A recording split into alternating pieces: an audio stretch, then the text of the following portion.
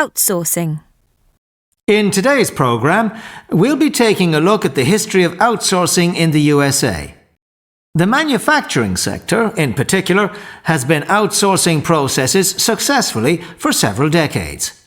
In the past, of course, companies used the expression subcontracting, but this has become known as outsourcing since the 1980s.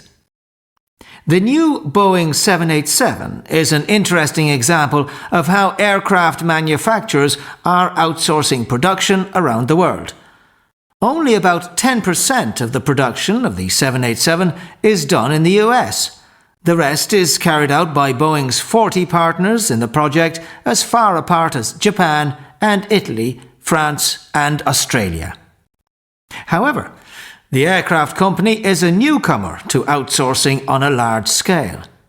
American car makers have been outsourcing production for much longer.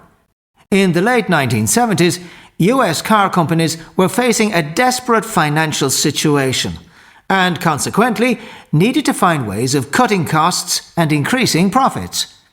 In the mid-1980s, in response to the crisis, General Motors took the unusual decision of closing 10 factories in the US and moved them to Mexico.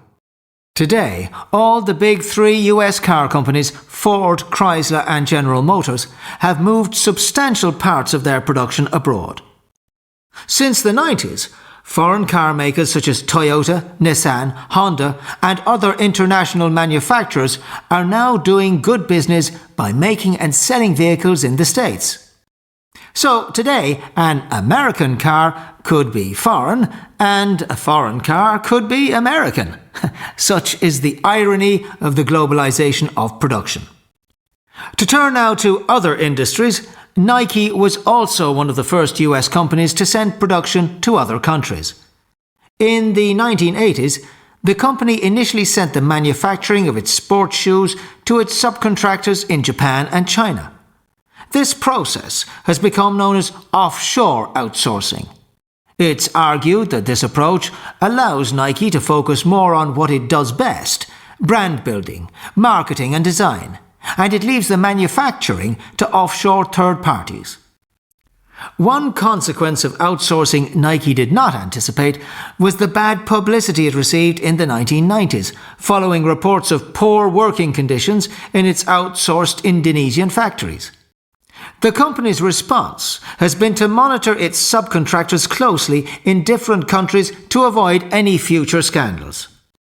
Dell Computers and Apple are just two manufacturers of consumer electronic goods that get suppliers in countries such as Taiwan and China to make their products. Today, most US manufacturers outsource some or all of their products. In fact, companies that are in the manufacturing and distribution sectors all over the world are moving towards the Nike model. Outsourcing may have its critics and its disadvantages, but there is no doubt that it is here to stay.